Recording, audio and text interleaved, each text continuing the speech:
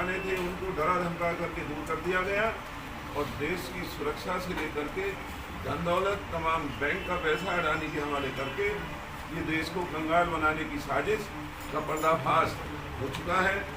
BJP को इसका जवाब देना होगा। आज हम आपके सामने अखबार के माध्यम से आरोप लगा रहे हैं।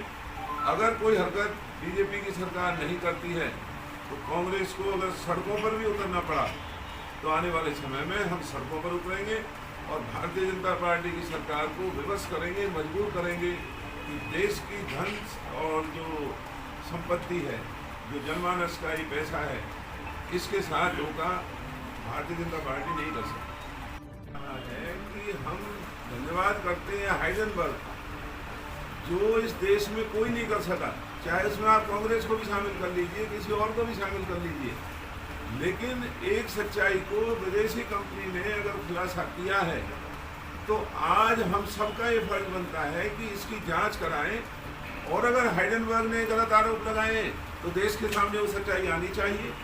आज ये मुद्दा अकेले कांग्रेस का नहीं, ये भारतीय जनता पार्टी का नहीं, ये 140 करोड़ लोगों के भविष्य का सवाल है।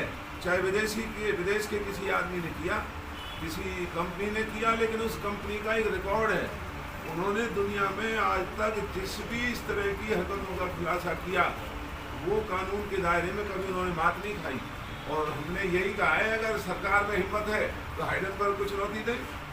और अब हम आरोप लगा रहे हैं हाइडेनबर्ग के आधार पर, वो विदेशों में नहीं जाना चाहते तो हमारे ऊपर वो मुकदमे बनाएं, हमारे खिलाफ कंटेम्प्ट ऑफ कोर्ट बनाएं या और जो भी कोई दावा बनता है वो हमारे खिलाफ चलाएं।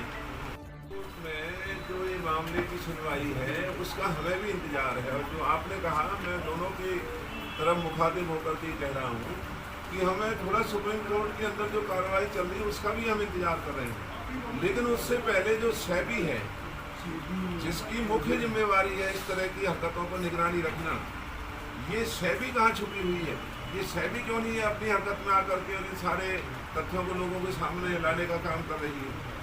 जो इस तरह के इन्होंने कितने ही संस्थान स्थापित किए हुए हैं जो केवल मात्र इनके विरोधियों को परेशान करने के लिए, या जो कंपनी भारतीय जनता पार्टी से नहीं जुड़ी हुई है उनके खिलाफ कार्रवाई करने के लिए देश की जिन स्थापित ताकतों का इस्तेमाल बीजेपी करने लगी हुई है।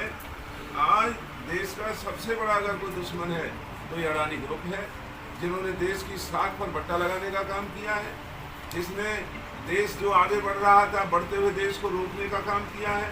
और भारतीय जनता पार्टी क्योंकि खुद उसके अंदर शामिल है, वो उसको बचाने का काम कर रही है।